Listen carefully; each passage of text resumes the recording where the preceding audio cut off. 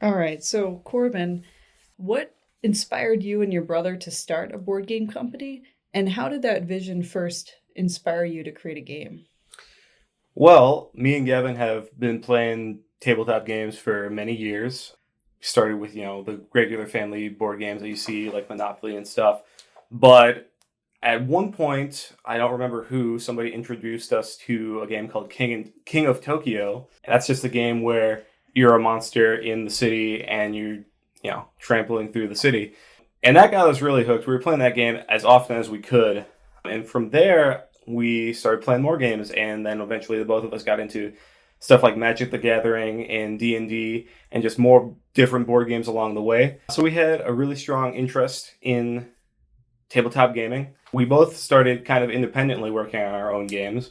Gavin had his worker placement game called AI Hate You about a rogue AI on a spaceship. That's funny. And I had my game called Crossfight, where it's a bunch of kingdoms and knights fighting against the boss monster.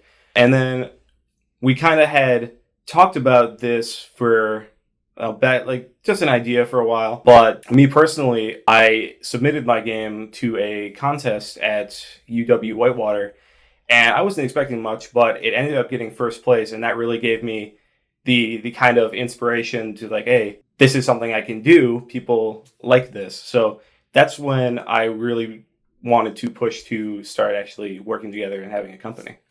Very cool. Thank you. The board game industry has definitely changed in the last few years. So, what trends are you seeing and how does that fit in with the games that you're creating?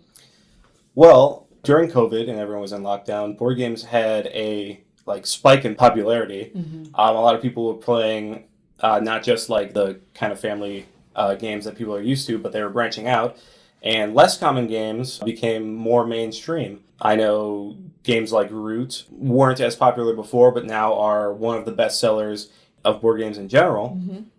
And people just have a greater interest in tabletop gaming all across the board, which does give us confidence that we could inject ourselves into the landscape. There's about around 5,000 to 7,000 new games being released every year. Wow. And these games usually just people find them and form their community around the game. We are about middle of the line in terms of complexity. So if you are bridging the gap from those simpler games, these should be easy to approach and fun and replayable, and it's not going to be as confusing as some of the larger mathy Euro games that if you're in deep you might be familiar with.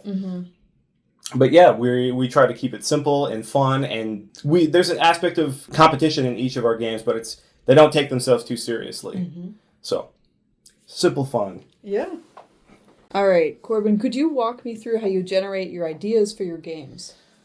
So usually there's two ways to go about it. There's top down, where you look at the kind of flavor and the thematics of the game and then build the mechanics from there, or there's bottom up, where you start mechanically and then add the kind of themes later on. And it's not black and white. You can do a little bit of both. And that's what we kind of do. So when we are starting up a new game, we are trying to think of what's the base mechanic that we're going to be working with. For the one that we've been working on currently, Roll and Horde, we thought, we want a dice rolling game. What can we do with that? And so that was kind of our base. We wanted the main aspect to be rolling dice and using the results to do something. But we kind of get walled off from there. It's kind of hard, for us at least, to build off of mechanics alone. So we like to, after that point, try to think of a theme that could go along with it. And we thought, hillbillies fighting zombies.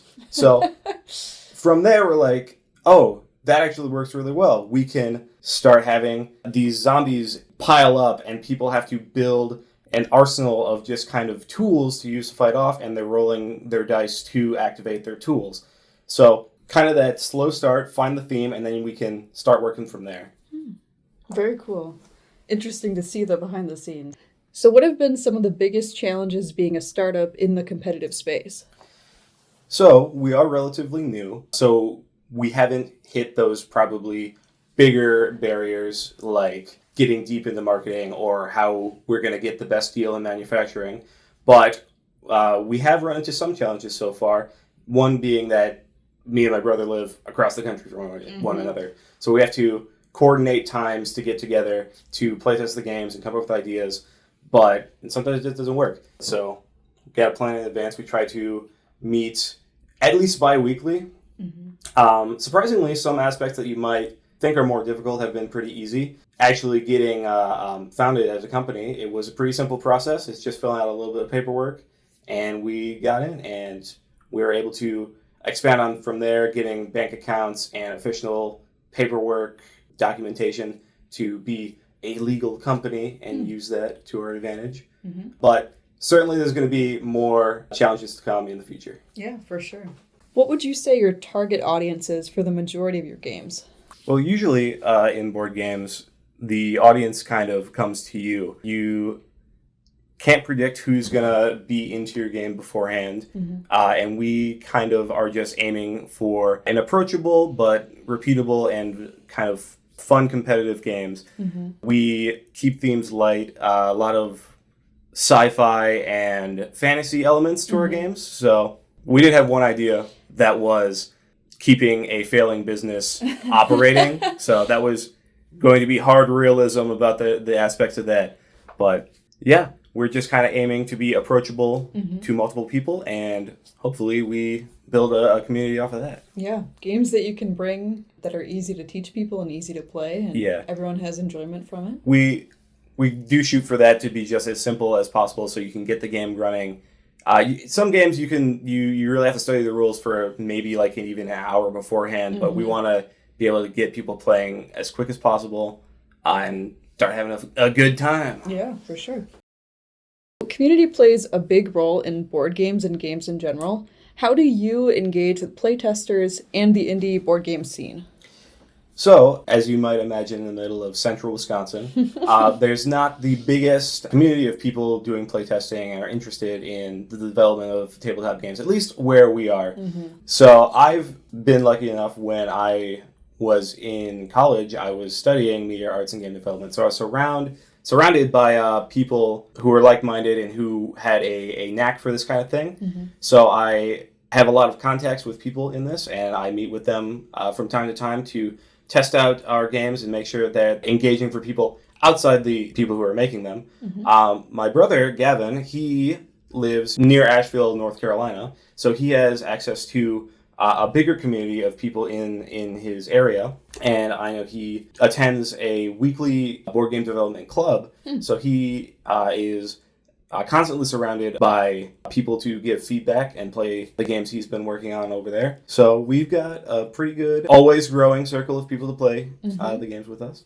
Do you do any social media or kind of online community building? We want to start doing that soon, but currently we do not. Right now we're wanting to have something nice and clean and smooth to present to people, and we've mostly been working on ironing out our mechanics very well, and so our games aren't the prettiest looking right now. Yeah, you got a lot on your plate, so makes sense. All right, so Corbin, I hear you're attending something called Gen Con. Could you explain a little bit of what that is? Yeah, so Gen Con is the biggest board game convention in the United States, at least, and I believe North America in general.